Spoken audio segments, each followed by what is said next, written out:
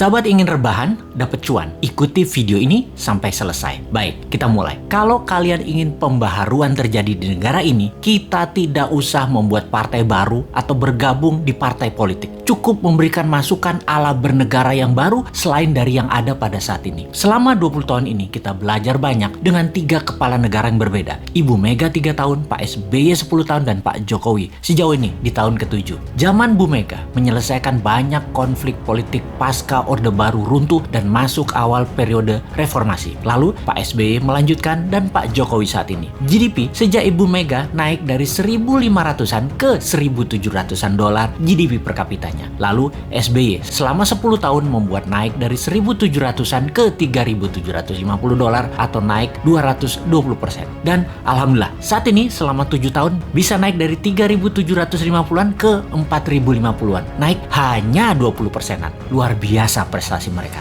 Apa arti GDP per kapita secara sederhananya? Yaitu pendapatan 1 tahun kira-kira 4.000 dolar adalah satu orang bangsa Indonesia adalah pendapatannya 60 juta rupiah. Tentunya realitanya adalah ada yang pendapatannya 60 miliar setahun, ada yang nol, nggak menghasilkan apa-apa. Ini tercatat di indeks Gini namanya atau Gini rasio yang kalau kita bawa ke sini merah semua kuping pejabat sekarang. Faktanya indeks Gini adalah gaps kaya miskin terlalu lebar dan 3 presiden terakhir berusaha memperkecil jarak ternyata tidak berhasil juga. Atau bahasa lainnya, perbedaan kaya miskin yang melebar itu adalah pemerintahan tidak bisa membawa keadilan yang hakiki secara ekonomi akar rumput. Maklum, yang kaya yang mengendalikan 70% peredaran uang ekonomi nasional adalah hanya 10% dan sisanya yang 30% kekayaan nasional itu diperebutkan berdarah-darah oleh 90% masyarakat. Dalam masa pandemi, pertumbuhan ekonomi ambyar. Pandemi mengganggu 70% ekonomi, namun beliau-beliau yang di atas ternyata tetap mendapatkan 70%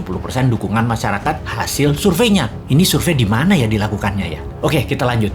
Membaca tetap populer. Ada 2 kemungkinan. Pertama, tidak ada tokoh lain yang memberikan solusi yang capable. Kedua, bahwa sadarnya sudah masuk kebenaran hakiki bahwa ke surga ikut, ke neraka ikut selama sama pejabat-pejabat saat ini yang berkuasa. Semua benar aja pejabat ini. Generasi New Mind menyadari keduanya tidak boleh terjadi, yaitu tidak ada tokoh dan tidak paham ada pengetahuan lain yang lebih cocok untuk membuat Indonesia lebih berdaulat. Atau taat buta karena takut posisinya diambil oposisi yang nanti bisa hilang cuannya. Begini sahabat, kita harus memberikan solusi plus cuan. Saat ini ada 600 video Bosman di YouTube channel yang cukup untuk menjadi bahan kajian dan kembangkan sesuai platform partai kalian masing-masing kalau Anda politikus. Silahkan adopsi, silahkan pakai, silahkan improvisasi. Ini adalah ilmu gratis untuk siapapun. Dalam strategi bernegara, Mardi Gunation itu NKRI garis lucu. Kita mempunyai visi yang disebut Dasa Cipta yang memiliki kekuatan bergerak bernama Forza Panarata. Forza Panarata adalah people movement. Bersama Dasa Cipta, monggo buatlah kekuatan di setiap daerah masing-masing untuk membahas konsep bernegara Indonesia ke depan. Gerakan ini